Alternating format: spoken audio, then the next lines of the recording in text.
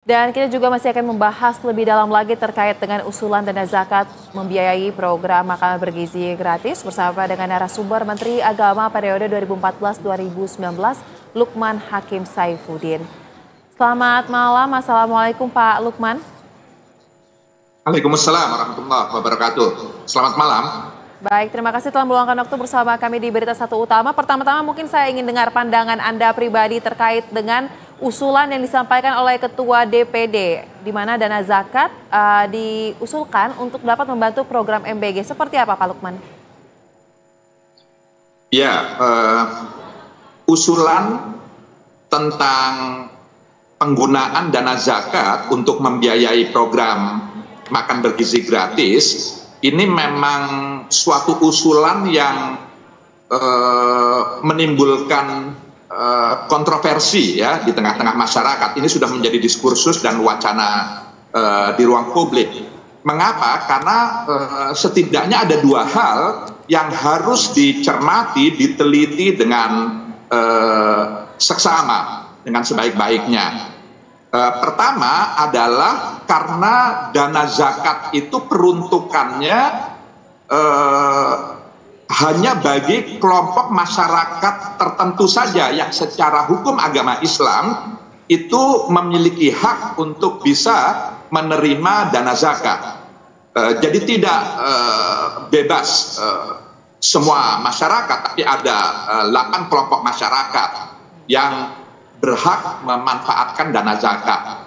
Nah, ketika dana zakat itu akan digunakan untuk membiayai program makan bergizi gratis di sekolah-sekolah, maka pertanyaannya adalah apakah para pelajar, para siswa-siswi kita di sekolah-sekolah itu bisa dikategorikan secara hukum agama, secara syar'i sebagai kelompok yang memang berhak menerima dana zakat itu. Ini di kalangan ulama sendiri, di kalangan umat Islam sendiri, ini menimbulkan beragam pandangan gitu. Karena ya kita tahu di sekolah-sekolah itu kan pelajarnya berbeda-beda. Ada yang fakir miskin, itu pun juga definisi fakir miskin juga harus disepakati dulu berdasarkan kriteria siapa gitu. Padahal juga ada siswa-siswa yang juga tidak masuk kategori fakir miskin, bisa jadi dia anak orang berada gitu. Jadi hal-hal seperti itu dan kelompok-kelompok yang lain gitu. Nah, jadi ini satu persoalan tersendiri ketika dana zakat digunakan untuk membiayai program MBG. Jadi ada persoalan syar'i, persoalan hukum agama, satu hal. Oleh karenanya ini perlu dicermati, perlu diteliti dengan sebaik-baiknya. Yang kedua, yang tidak kalah peliknya adalah persoalan tata kelola. Jadi kalau dana zakat akan digunakan untuk program MBG, maka bagaimana sistem auditnya, bagaimana monitoringnya, evaluasinya, yang berujung pada pertanggungjawaban penggunaan dana umat. Karena dana zakat ini kan hakikatnya adalah dana umat.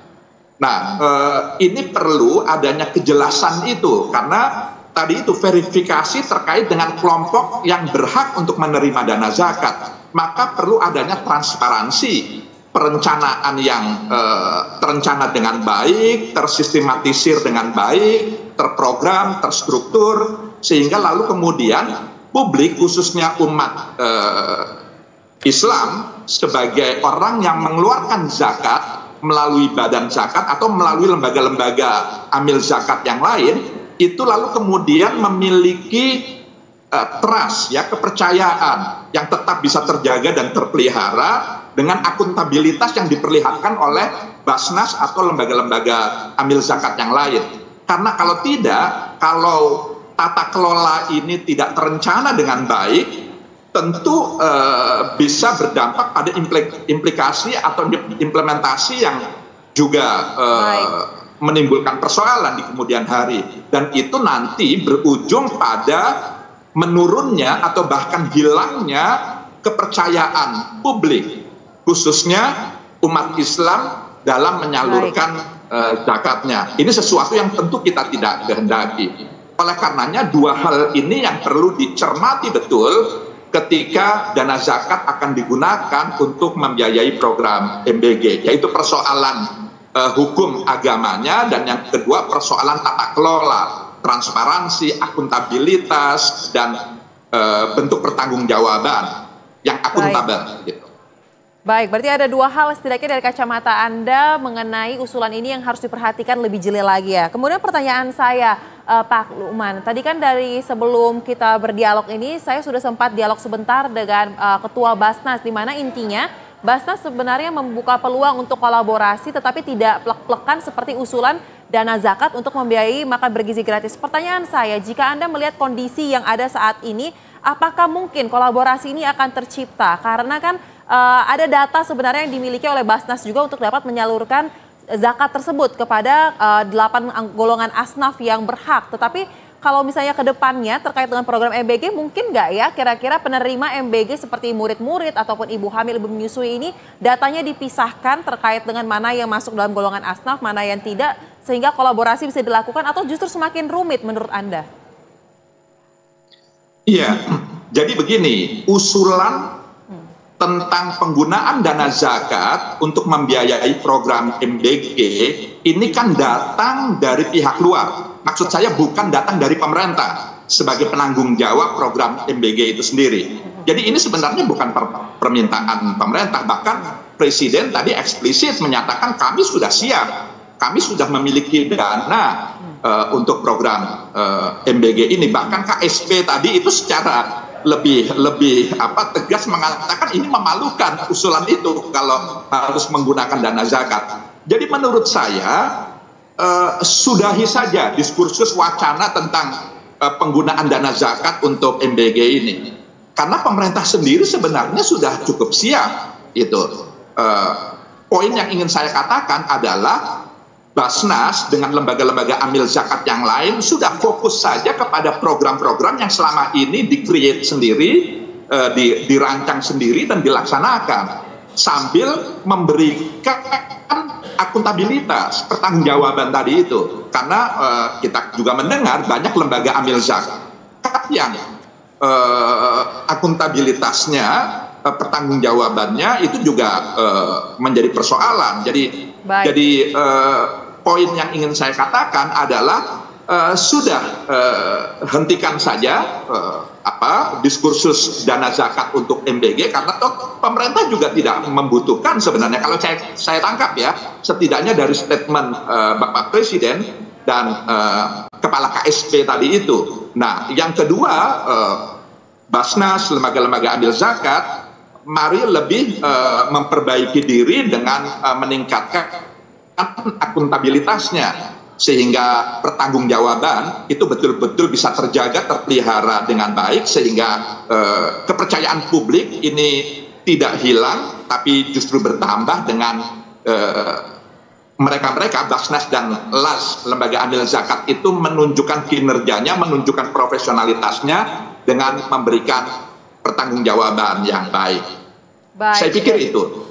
Baik, jadi intinya terlalu beresiko ya menurut Anda jika Basnas ataupun badan amil zakat lain-lainnya ini ikut campur dalam urusan program pemerintah, padahal sudah ada dana yang digelontorkan khusus untuk hal tersebut ya, Pak Lukman? Iya, alih-alih ingin membantu, tapi yang muncul justru fitnah, itu yang saya khawatir betul, khususnya terkait dengan tata kelola. Bagaimana implementasinya di lapangan. Kita lihat tadi ada kasus tentang keracunan misalnya. Kita lihat di sosial media ada para pengelola yang mendistribusikan makanan gratis itu melakukan hal-hal yang tidak terpuji, misalnya mengambil, mengkorup dari bahan-bahan makanan yang ada. Jadi hal-hal lain di lapangan itu memang membutuhkan tingkat pengawasan yang tinggi. Jadi menurut hemat saya dana zakat sebaiknya dimanfaatkan, ditasarufkan, digunakan untuk hal-hal yang memang selama ini sudah dilakukan sambil meningkatkan bentuk pertanggungjawaban yang semakin baik. Saya pikir itu. Baik, dan terakhir mungkin Pak Lukman, jika dari kacamata Anda pernah menjabat sebagai Menteri Agama dan hingga saat ini juga pasti Anda memantau ya terkait bagaimana pengelolaan dana Basnas ataupun dari badan amil zakat lainnya, Pertanyaan saya, bagaimana terkait dengan penyalurannya sampai dengan saat ini? Masih banyak catatan kah atau apa yang perlu ditingkatkan mungkin agar seluruh golongan masyarakat atau golongan asnaf ini bisa mendapatkan haknya dan juga lebih tepat sasaran ke depannya? Iya, dana zakat ini hakikatnya adalah dana umat, dana yang datang dari masyarakat karena kewajibannya secara agama untuk menyisihkan sebagian yang dimiliki untuk kepentingan saudara-saudaranya yang kekurangan, kurang lebih begitu. Jadi poinnya adalah kalau pertanyaannya apa yang harus dilakukan oleh para pengelola zakat ini adalah meningkatkan akuntabilitasnya menurut saya. Karena trust, kepercayaan publik, khususnya kepercayaan umat, itu penting sekali. Itu modal utama bagi pengelola zakat, apakah itu Basnas atau lembaga-lembaga amil zakat yang lain. Jadi bagaimana secara rutin mereka-mereka, lembaga-lembaga atau institusi atau instansi pengelola zakat ini bisa melaporkan, menyampaikan bentuk pertanggungjawabannya ke publik secara reguler. Sehingga lalu dari situ tidak hanya terjaga dan terpelihara kepercayaan publik, bahkan lalu kemudian bisa meningkat. Sehingga kalau kepercayaan itu meningkat, maka akumulasi dana-dana yang dihimpun dari masyarakat terkait zakat ini akan juga lebih meningkat. Dan kalau itu meningkat, maka pendayagunaannya itu juga akan lebih maksimal dan lebih optimal.